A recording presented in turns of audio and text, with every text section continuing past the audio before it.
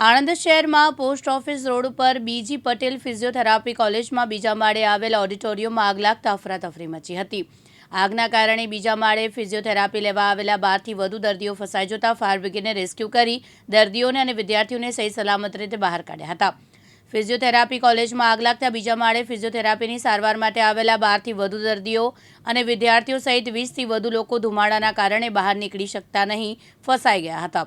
ઘટનાની જાણ થતાં ફાયર બ્રિગેડ ટીમ ઘટના સ્થળે દોડી ગઈ અને સૌપ્રથમ રેસ્ક્યુ કરી લશ્કરોએ ધુમાડાના કારણે બીજા માળે ફસાયેલા દર્દીઓ અને વિદ્યાર્થીઓને સલામત રીતે બહાર કાઢ્યા હતા।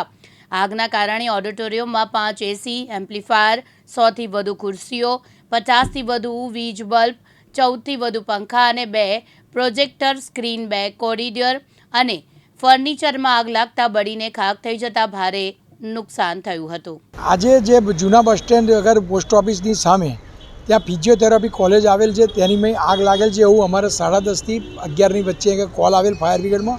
તે ત્યાંથી તુરંત એક ફાયર ફાઈટર તાત્કાલિક અહીંથી રવાના કરેલ। ત્યાં જઈ તો આગ ત્રીજે માળવાથી વધુ હોવાથી ઓડિટોરિયમ હોલમાં લાગેલી એ શોર્ટ સર્કિટને કારણે લાગી એવું અંદાજિત કહી શકાય આપણાથી।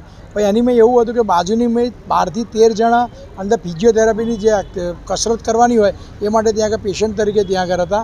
તાત્કાલિક ધોરણે એ લોકોને સહી સલામત રીતે નીચે ઉતારેલ અને ત્યાં જઈ અને આગને કાબૂ કરવા માટે બીજી પણ ગાડી ફાયર ફાઈટર મોકલેલ તથા અહીંથી બીજું હાઇડ્રોલિક પ્લેટફોર્મ પર મોકલેલ કારણ કે ત્રીજે માળા હોવાથી પહોંચી શકાય તેવું નથી, ધૂણી બધું હોવાથી અંદર જઈ શકાય તેવું નહોતું, પણ પછી અંદર જગ્યા કરી અને અંદર જઈને આગ સંપૂર્ણ બુઝાવી આપી। યુનુસ શોરા, દિવ્યાંગ ન્યૂઝ, આણંદ।